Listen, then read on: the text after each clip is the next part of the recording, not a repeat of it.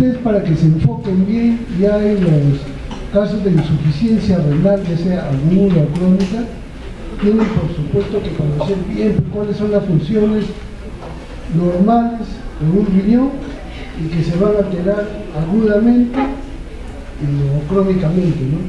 Tienen que, para empezar, saber bien eso, las funciones renales, porque si no saben eso, van a hablar de insuficiencia renal aguda, pero si, ¿qué cosa fue lo que se alteró, no? Para eso tienen que conocer primero lo normal. Y como ahora no estamos para eso, pues ya yo les invoco que chequeen bien todo eso, ¿no? Igualito como cuando hablan de insuficiencia hepática, tienen que conocer bien pues, las funciones del hígado, ¿no? Insuficiencia cardíaca, bien las funciones del corazón, para que puedan entender bien el cuadro clínico. Entonces, el riñón no se escapa a eso.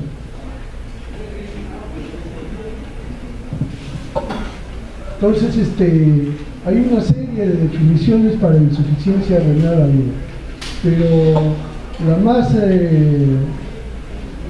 más sencilla y creo la más correcta es la disminución súbita de la función renal que ocurre en periodo de horas o días. Eso es insuficiencia renal.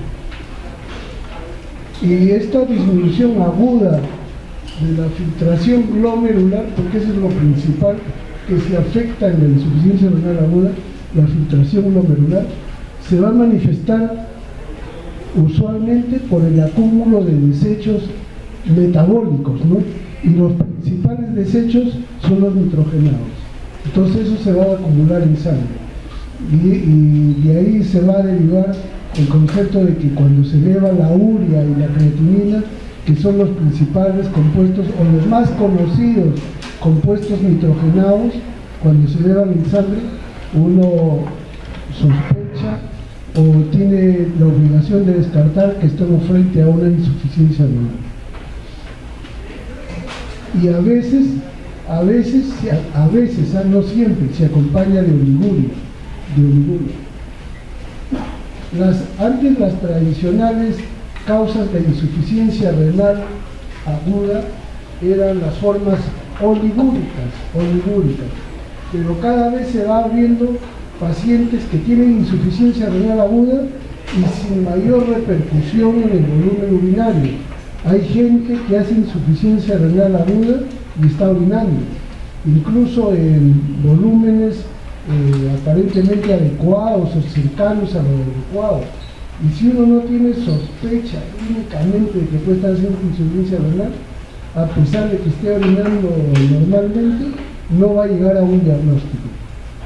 Hay entidades que al saber uno que lo está exponiendo al paciente a una insuficiencia renal no oligúrica, como es el caso de la exposición a cierto tipo de medicamentos, uno tiene que estarlo monitorizando, sobre todo su nivel de urea y de creatinina, para detectar que esté haciendo compromiso renal. Pero si uno se guía por lo que el paciente orine, eso se les va a escapar.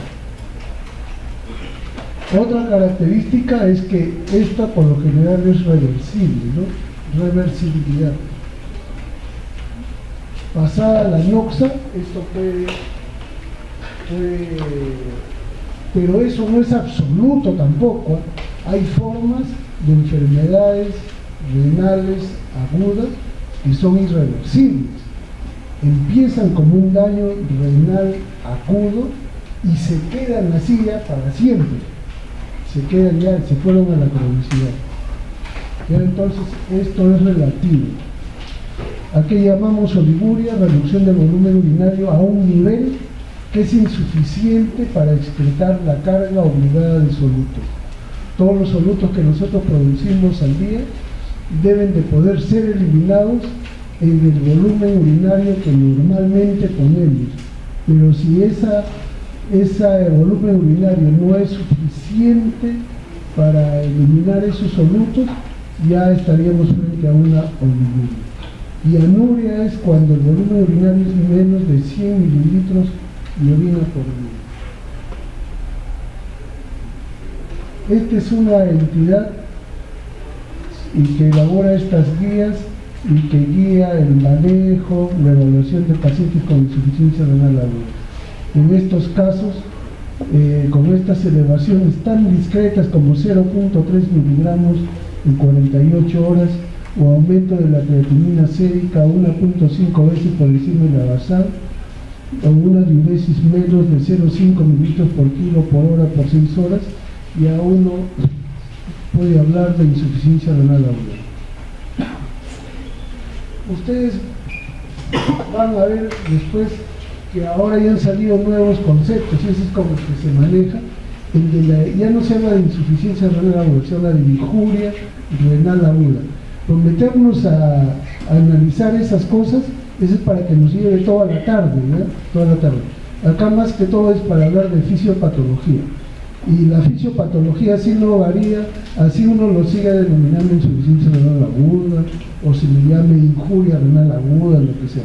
La fisiopatología va a seguir igual. Y por eso vámonos de frente ya a la fisiopatología. Entonces, cuando tenemos una insuficiencia renal aguda, siempre debemos de preguntarnos ante qué tipo de insuficiencia renal aguda estamos. Si es tipo prerrenal, es una renal intrínseca o es una posrenal. Para que se forme orina y se puedan eliminar la carga de solutos diaria normal que tenemos a través de la alimentación, para eso se necesita que al riñón le llegue una buena cantidad de sangre, ¿no? El volumen sanguíneo renal sea el adecuado. Eso es básico. Cuando ese volumen sanguíneo que le llega al riñón disminuye por alguna razón, vamos a tener una insuficiencia renal de tipo prerrenal. Cualquiera sea la causa, bajó el volumen sanguíneo renal, se va a producir oliguria, retención de cuerpos nitrogenados, etc. Y estamos frente a una insuficiencia prerrenal. Si es por alteración de alguna parte de la nefrona, estamos frente a insuficiencias renales intrínsecas, o propiamente dicha. Y esta intrínseca puede ser porque se dañó el glomérulo, se dañó el túbulo, se dañó los vasos sanguíneos o se dañó el intersticio. Cualquiera de esas 4 alteraciones a esos niveles va a producir insuficiencia renal aguda. Y por último, si todo estuvo bien el volumen urinario, está bien, todas estas estructuras están normales y esa orina formada no puede ser eliminada al exterior en forma adecuada, entonces estamos frente a una insuficiencia renal aguda de tipo postrenal u obstructiva. Entonces, estos son los 3 grandes tipos de insuficiencia renal aguda. Y así lo vamos a ver, ¿no? Las causas más comunes de insuficiencia renal aguda, esto va a variar de acuerdo al escenario donde uno haga el estudio, donde se presente. Si es en un hospital, va a ser diferente a que ustedes evalúen insuficiencia renal aguda que les vengan por emergencia o en una comunidad, ¿no? Son las causas diferentes. Ejemplo, en un hospital, la causa número 1 de insuficiencia renal aguda es la necrosis tubular aguda. El túbulo se necrosó, bien por isquemia o por tóxicos se necrosó. Esa es la necrosis tubular aguda. Y otras causas no menos importantes son la prerrenal. De repente fue un paciente que hizo hipotensión severa, disminuyó el flujo sanguíneo renal, disminuyó la función renal por esta causa, se produjo retención nitrogenada, etc. Y es una prerrenal. O también puede ser que el paciente tenga una enfermedad renal crónica y encima de ella se injertó una aguda, o sea, es una insuficiencia renal crónica reagudizada. Las obstructivas también están, cada vez son más comunes también las nefritis intersticiales agudas, sobre todo la adherida a medicamentos.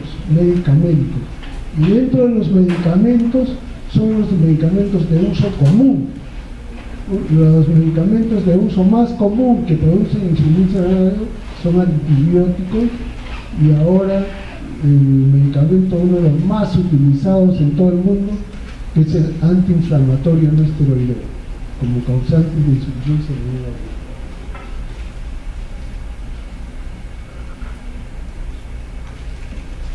Bueno, entonces vamos a analizar rápidamente la prerrenal, ¿ya? La prerrenal. O sea, a este paciente, a sus riñones le ha llegado poca sangre, poco volumen sanguíneo para que pueda este riñón cumplir con sus funciones y se va a producir. Entonces, ¿qué situaciones son esas?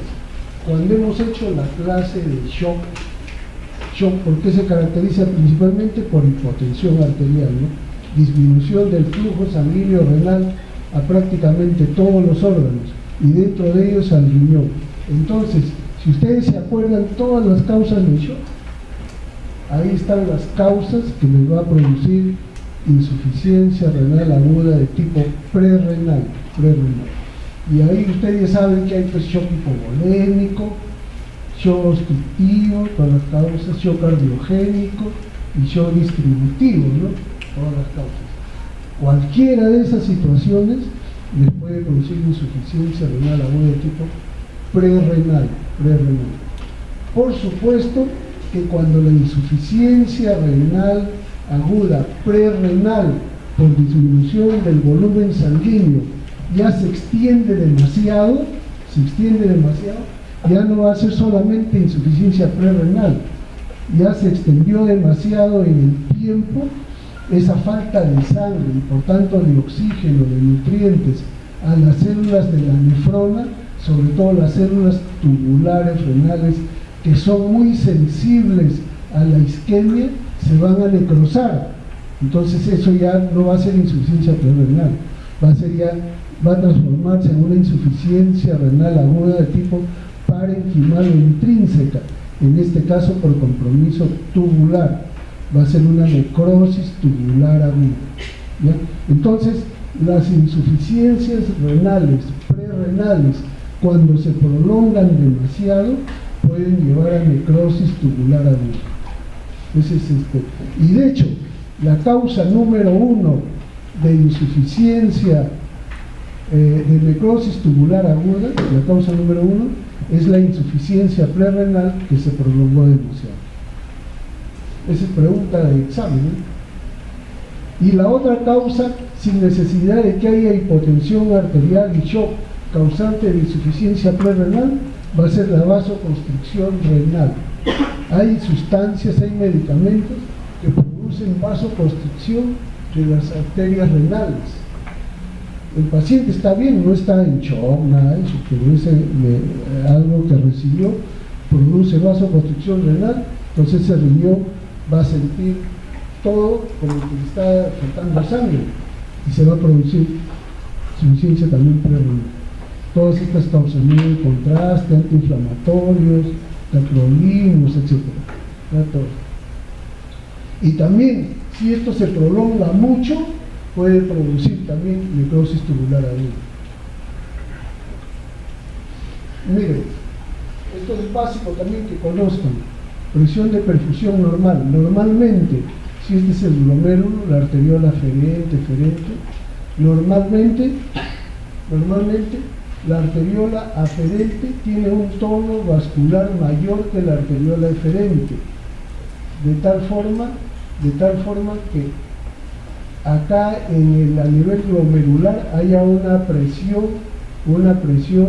intraglomerular que llamamos normal y que va a permitir una buena filtración glomerular.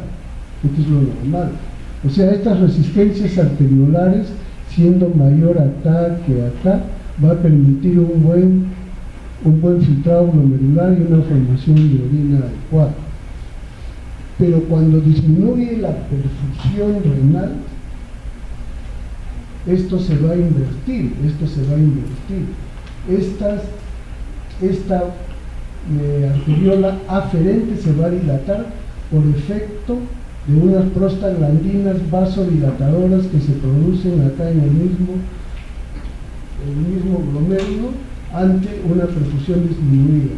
Y acá, más bien, la angiotensina 2 va a producir mayor resistencia a este nivel, de tal forma que la presión dentro de este glomérulo,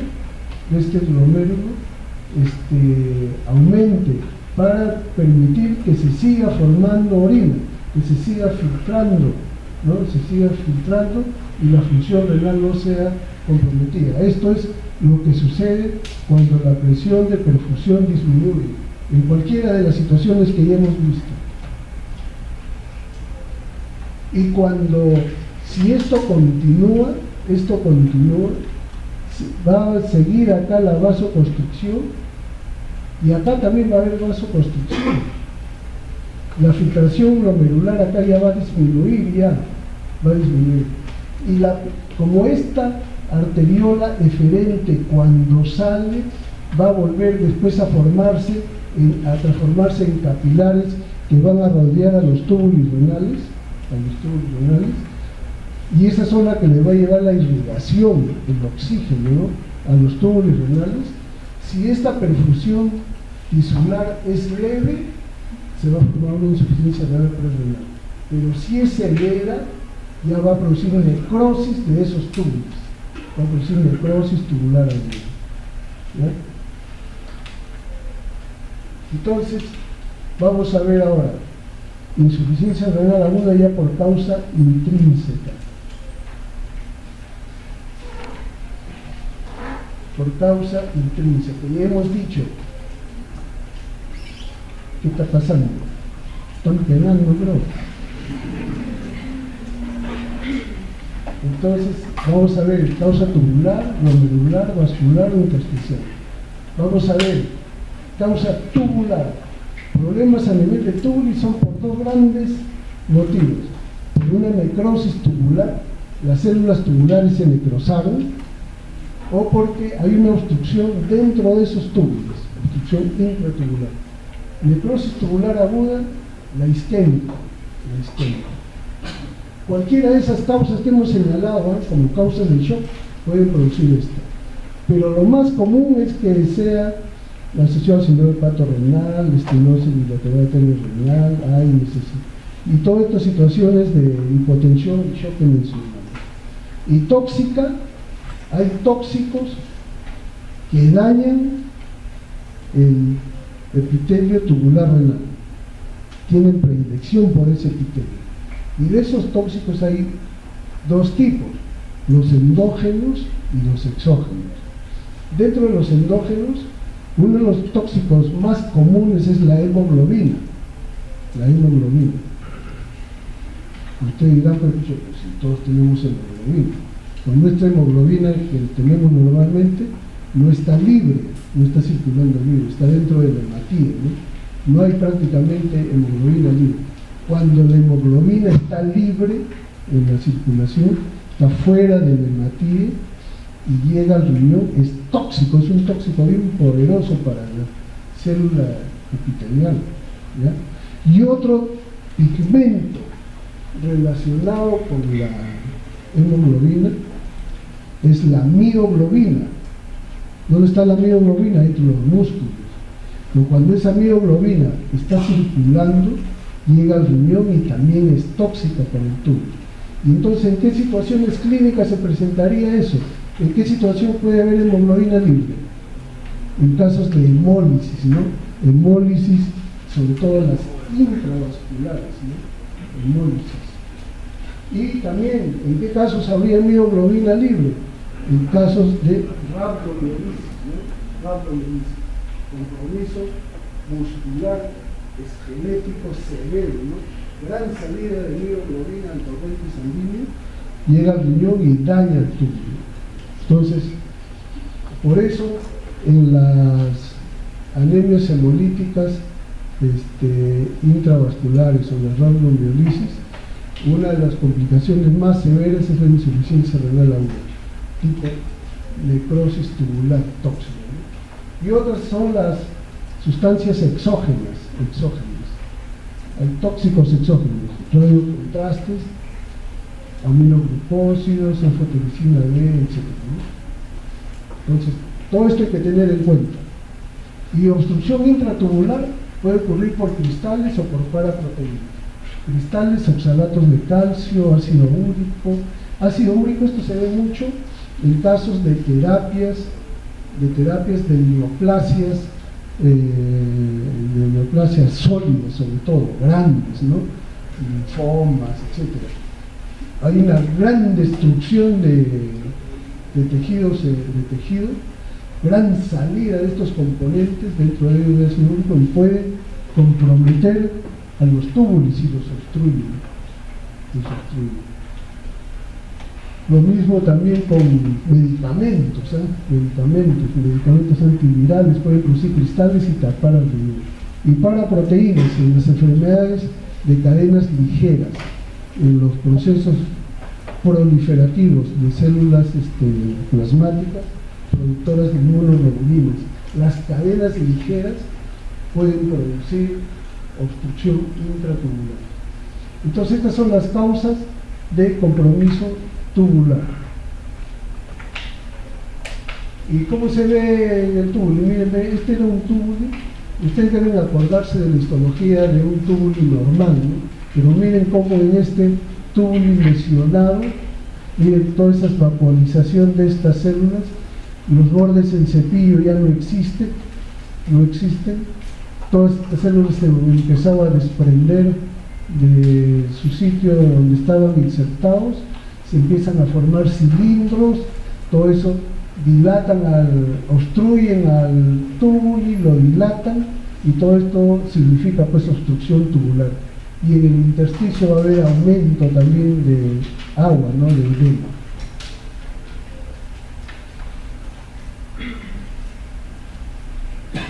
¿Y por qué al final se daña en la injuria tubular, en la necrosis tubular aguda? ¿Por qué se daña el túbulo? A combinación de dos factores. Uno, a la injuria isquémica, la isquemia misma, ¿no? La isquemia misma va a llevar a depresión del ATP de las células. Todas las células tubulares necesitan pues, oxígeno para su metabolismo aeróbico, para formar ATP, para cumplir la gran función que cumplen las células tubulares. Y si no hay oxígeno, porque no les llega sangre, entonces va a producir este problema, la depresión de este ATP celular. Y el otro mecanismo es cuando es por nefrotoxinas. Ahí la nefrotoxina sí directamente está dañando a la célula.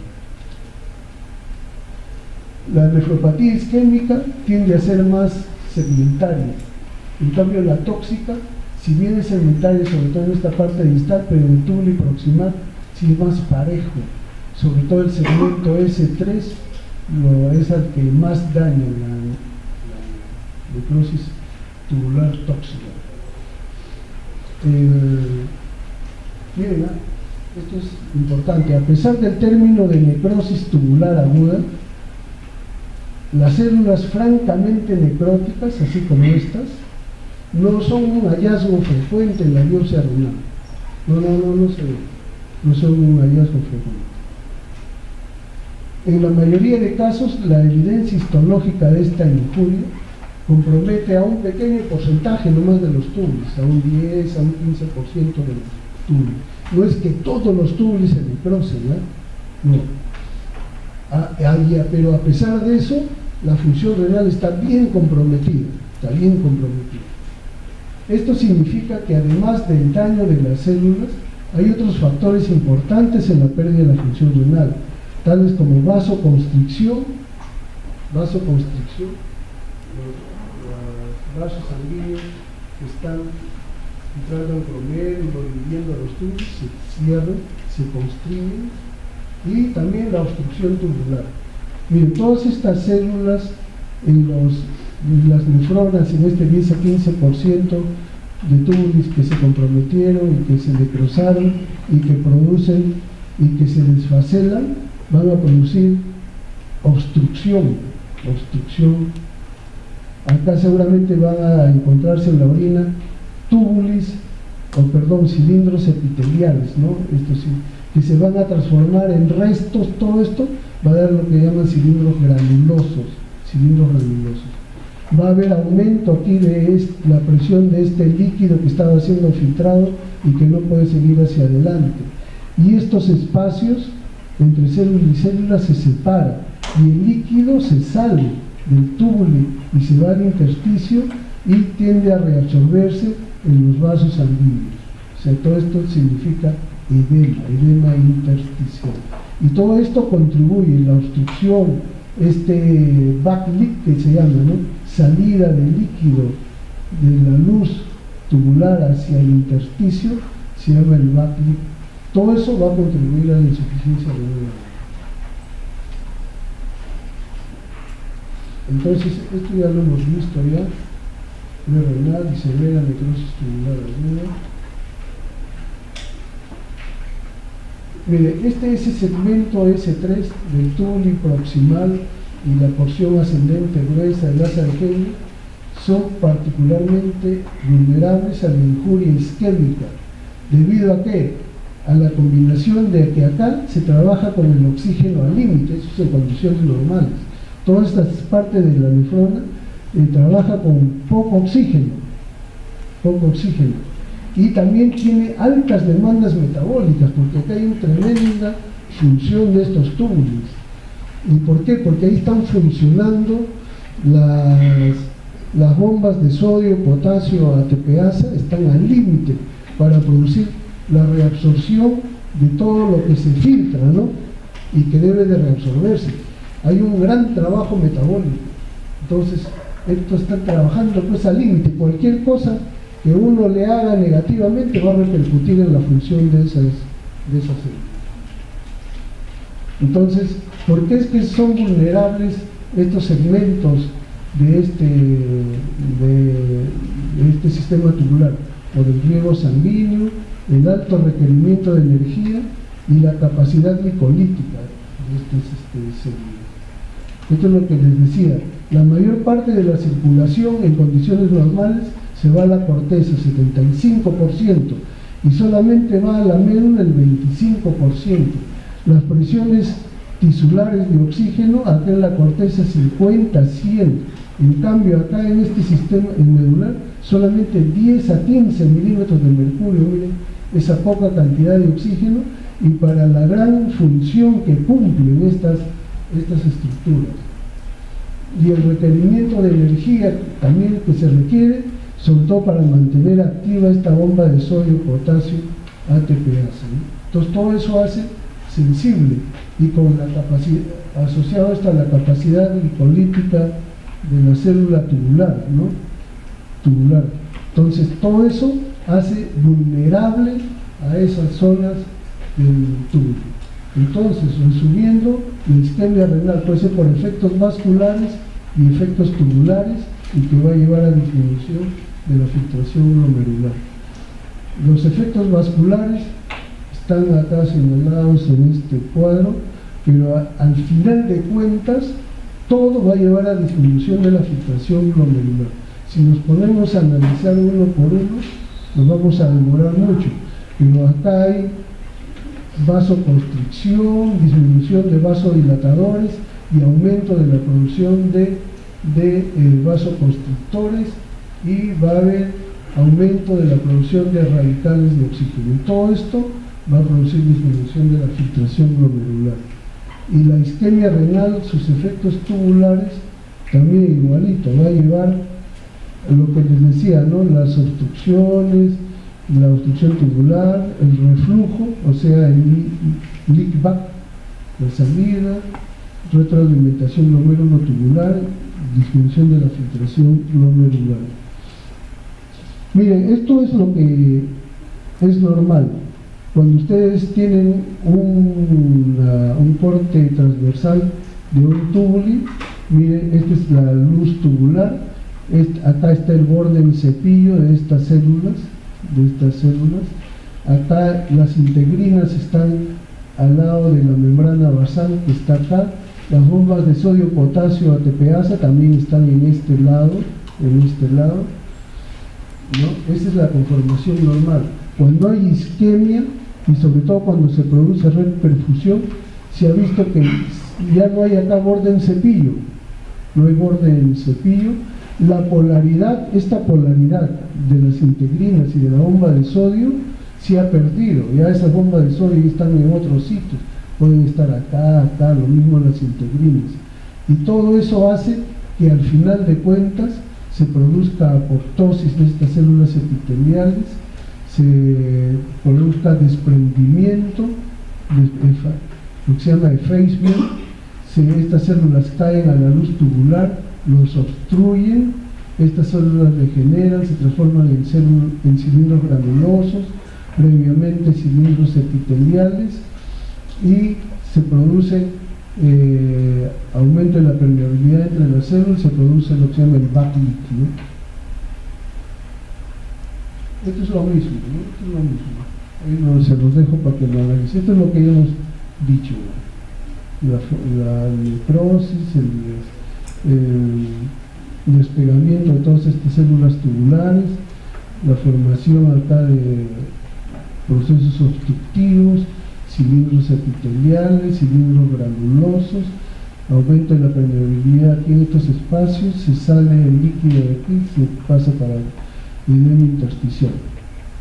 Entonces todo esto es causante de la necrosis tubular aguda. Y eso, les vuelvo a repetir, y les insisto, no todos los túbulos se han necrosado, solamente el 10-15%, pero eso sí, casi en todos los túbulos hay vasoconstricción, se produce vasoconstricción que va a alterar el metabolismo de esas células tan importantes, ¿no?, del túbulo. Miren cómo están todos estos túbulos dilatados. Esta es una necrosis tubular aguda. El epitelio se ha aplanado, no hay bordes en cepillo, y se descaman. Muchas células se están descamando, ¿no? Se están descamando y formando túbulos obstructivos.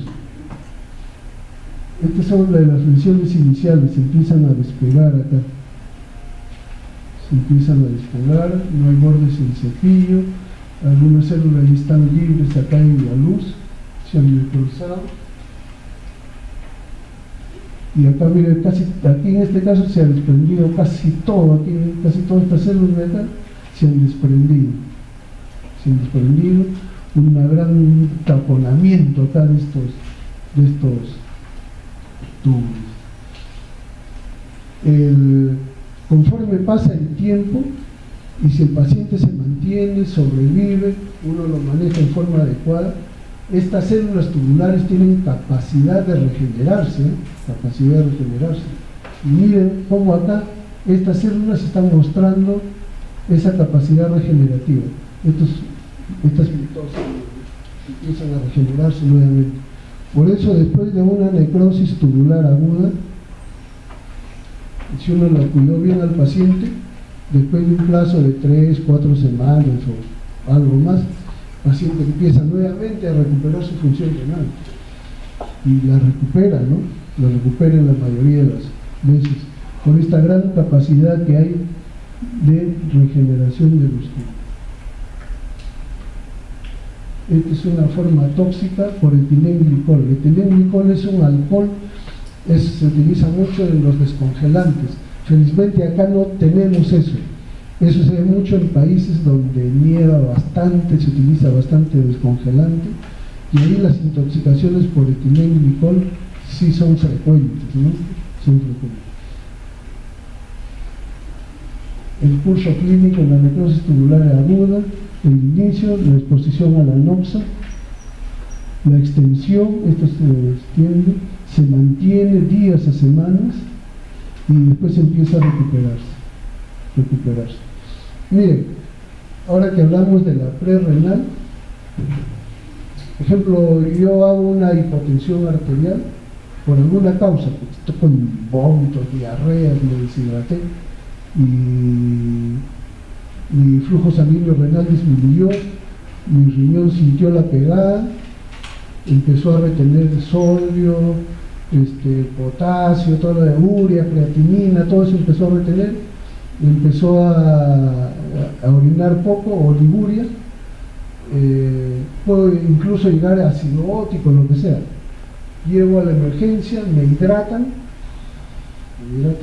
La cosa es que máximo en un plazo de 24, 48 horas, todo se normalizó, todo se normalizó. Eso es lo característico de la insuficiencia prerrenal. En cambio, si yo con el mismo cuadro de vómitos, de diarreas, incapacidad para tomar agua, me demoran en llevarme a la emergencia, o llego a la emergencia, igual pues, ¿quién me atienda, no? Y me tienen esperando ahí horas de horas, como sucede en muchos sitios, lamentablemente acá en el país.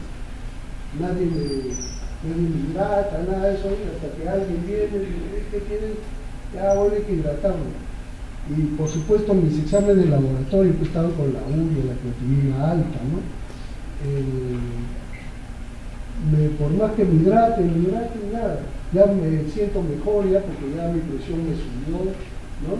Pero mi volumen urinario sigue igual. Me tomo la urea, creatinina de control y no bajó, más bien siguió subiendo. Pues ahí en ese caso, lo más probable es que ya hice necrosis tubular aguda por una insuficiencia prerrenal que se prolongó demasiado. Que ya hice necrosis tubular. Ahí ya basta con que me hidraten bien, me mantengan bien hidratado con el volumen adecuado, que no que me sobrehidraten, ¿no? Porque si me sobrehidratan ya voy a hacer otro tipo de problemas, de repente edema agudo del pulmón, etc., ¿no? Entonces, que me tengan bien hidratado y de acuerdo a cómo evolucione, me vayan manejando. De repente hago hipercalemia, que me manejen hipercalemia, hago acidosis metabólica, que me manejen la acidosis, me infecto, que me traten adecuadamente. Llega un momento que dice, no, este paciente no va a aguantar así, hay que dializarlo, que me dialicen. La cosa es que me mantienen ahí, pasa 3, 4 semanas y de repente empiezo a orinar de vuelta. Ya mis túbulos empezaron a regenerarse ya, hasta que recupera su función y ya salgo bien. Entonces, esa es otra de las causas intrínsecas de insuficiencia renal aguda son las glomerulares. Y las glomerulares, ya como hemos visto, glomerulopatías, y hemos visto en los casos de glomerulonefritis aguda, sobre todo esas endocapilares con gran proliferación de células que llenan casi todo el glomérulo, está lleno de células, no hay luces, no hay lúmenes vasculares, no hay por dónde circule la sangre. Ahí voy a hacer seguramente insuficiencia renal aguda. Pero pasa esa glomerulonefritis, se va a recuperar todo. O de repente estoy haciendo una rápidamente progresiva, por anticuerpos antimembrana basal, por anticuerpos ANCA, ¿no? O en casos de glomerulonefritis proliferativas muy severas, como puede ser el lupus, puede ser una cosa infecciosa incluso muy severa, puede ser también rápidamente progresiva. O microangiopatías, el síndrome urémico hemolítico y la púrpura trombótica trombocitopénica.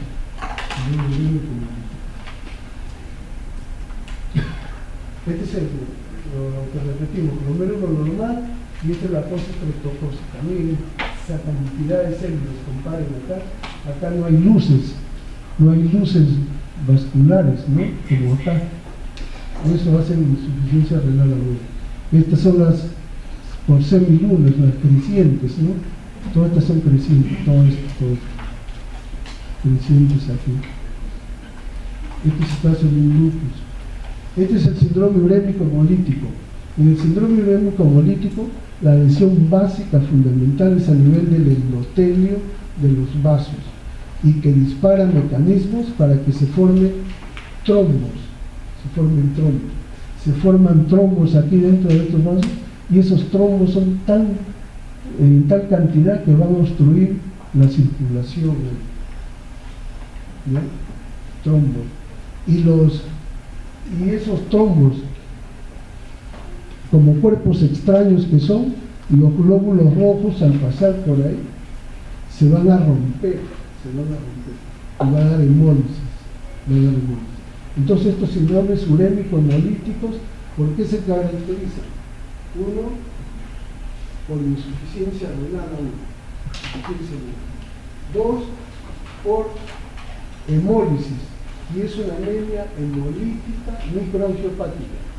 Se rompieron al pasar por paredes vasculares estrechadas, en este caso por trombos.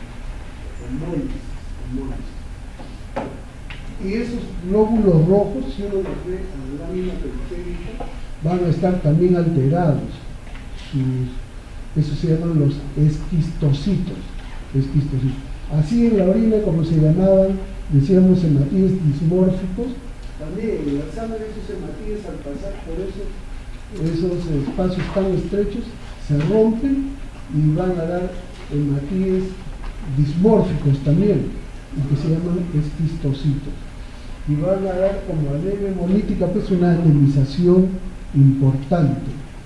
Como se están formando trombos ahí por un problema primariamente del endotelio, que va a haber consumo de plaquetas y se va a caracterizar por plaquetopenia. Entonces eso se llaman síndromes urémicos hemolíticos, ¿no? Y estos casos, sobre todo hay ciertos tipos de urémico hemolítico que empiezan en forma aguda, pero ya se van a alterar así. Eso es muy particular en las gestaciones, en los embarazos.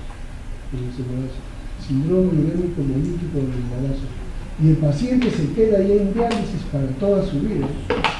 Son insuficiencias renales que empezaron agudamente, pero que evolucionaron hacia la cronicidad. Síndrome urémico hemolítico. Y la otra variante de eso es la púrpura trombótica convencional. Otra forma es el intersticio. Esta es una patología bien común, nefritis intersticial aguda. El intersticio es el que se compromete, el intersticio renal. Y ahí hay medicamentos, infecciones y enfermedades sistémicas que pueden dar estas nefritis intersticiales agudas. En muchos casos, mucha gente prefiere llamarlos, estos dos los juntan, el tubuli e intersticio, tubular e intersticial, porque van de la mano. Cuando hay compromiso de túbulo, casi siempre hay compromiso de intersticio y viceversa, ¿no? Pues túbulo y intersticio. Bueno, pues si uno lo quiere separar, hacerlo un poquito más claro, más preciso. Acá nunca se ha utilizado meticilina, pero cualquier penicilina puede dar nefritis intersticial aguda medicamentosa. Es una pielonefritis aguda, es una infección urinaria alta, ¿no? Alta. La infección urinaria es una de las patologías más infecciosas, más frecuentes que ustedes van a ver dentro de su práctica clínica.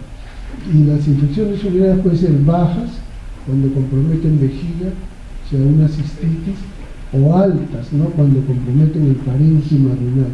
Cuando comprometen el parénquima renal pueden tener tal severidad que pueden comprometer, fíjense, toda esta parte del parénquima, tremendo infiltrado de polimorfos nucleares, y puede dar insuficiencia renal aguda. Hay pielonefritis agudas severas que vienen con insuficiencia renal aguda, de causa infecciosa. Y por último tenemos las causas vasculares. Están las vasculitis, enfermedad arterioembólica o tromboembolismo de la arteria renal.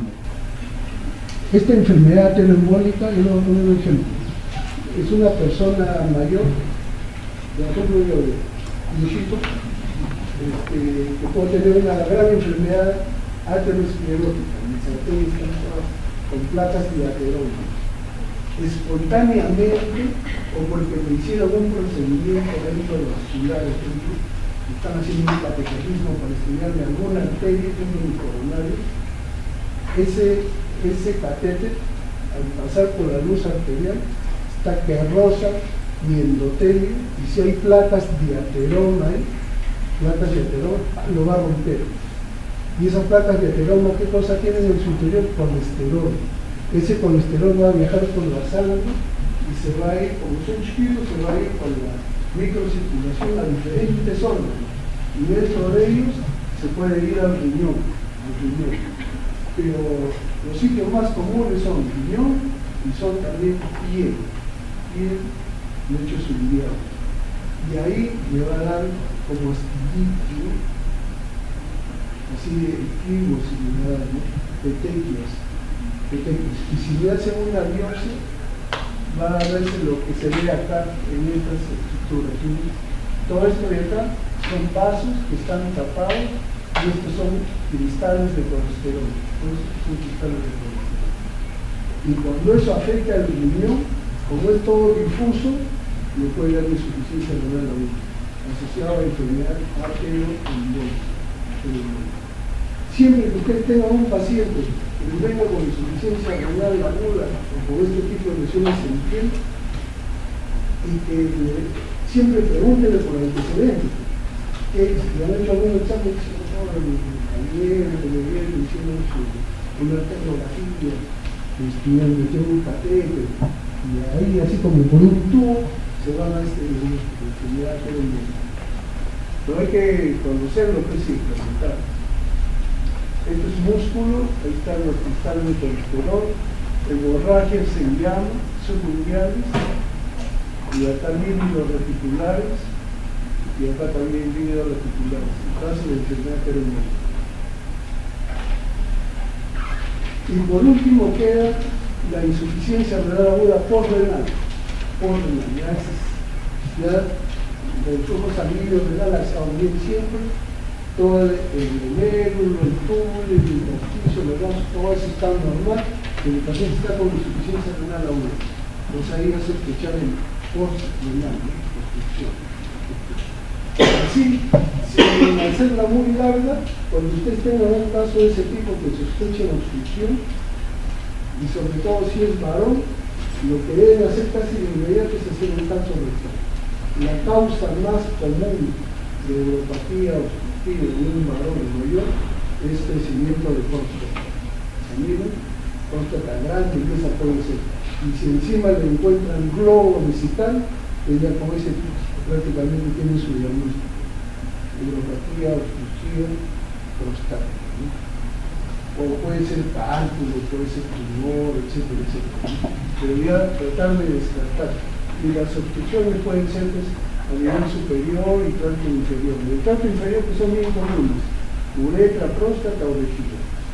Y ya en el superior, intrínseca, está dentro de la misma vía urinaria o extrínseca, por fuera, ¿no? Algo por fuera, estructuras que han crecido y están obstruyendo a la vía urinaria.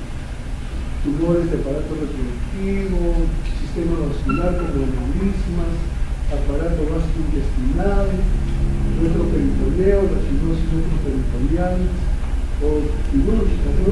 Algunas cirugías y para hubo una falla ahí en la técnica, la cosa es que sale siendo un sobre todo en pacientes que tengan riñón único o un riñón único funcionante, ¿no?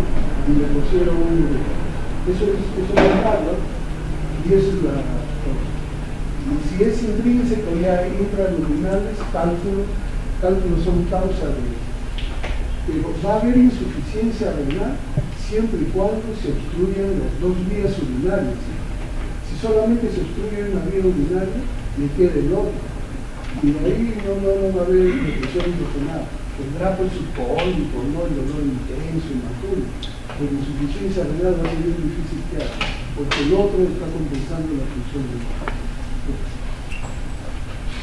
Y así, otras causas de.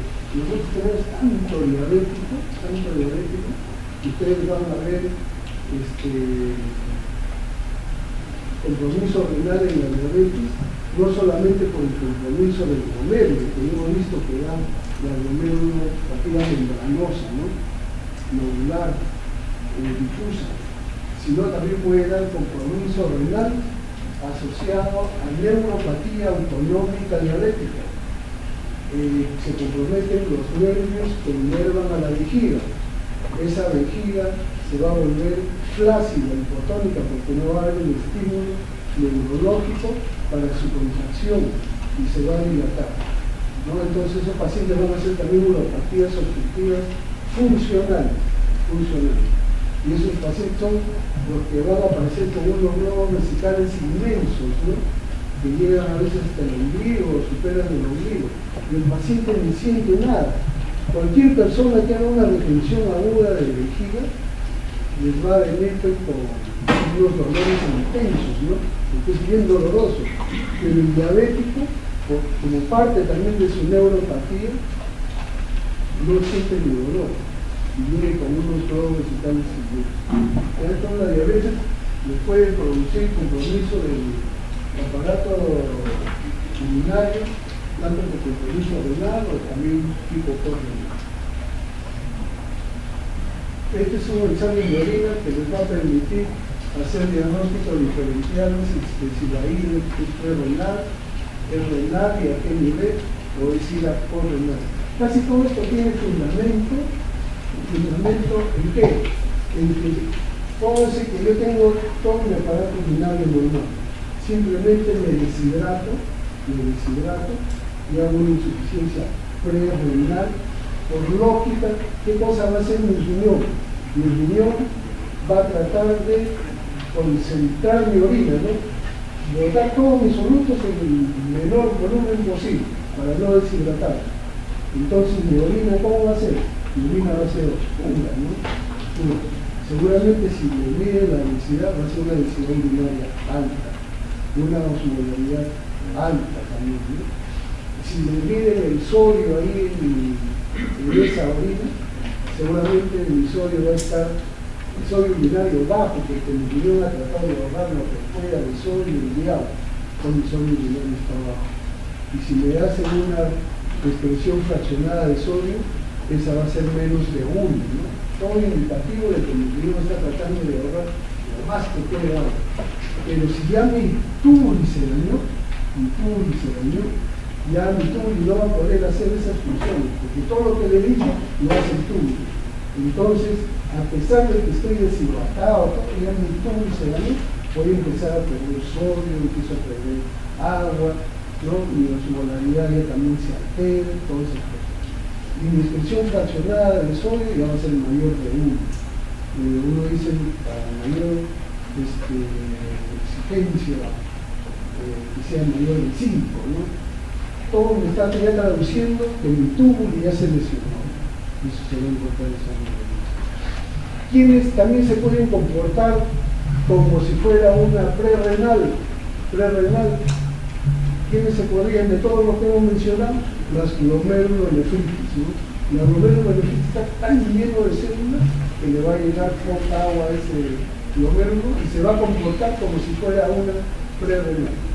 Y todo lo que les he dicho para una pre-renal se va a presentar en esa cosa. Glomerulonefritis. Ya todo eso va a señalar. Y después en el sedimento también. Si es un sedimento, estoy deshidratado simplemente, y el sedimento casi no va a tener mayor cosa.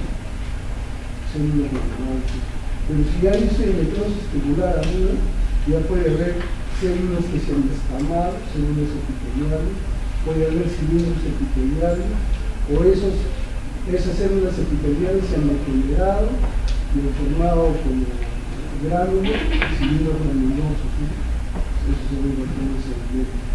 Si aparecen cilindros hemáticos, voy a pensar que esa insuficiencia renal es secundaria a una enfermedad glomerular, o una glomérular. Pero sí, eso es sencillo, es cuestión de aplicar lógica nomás. Ahí va. Siempre se decía que la insuficiencia renal aguda,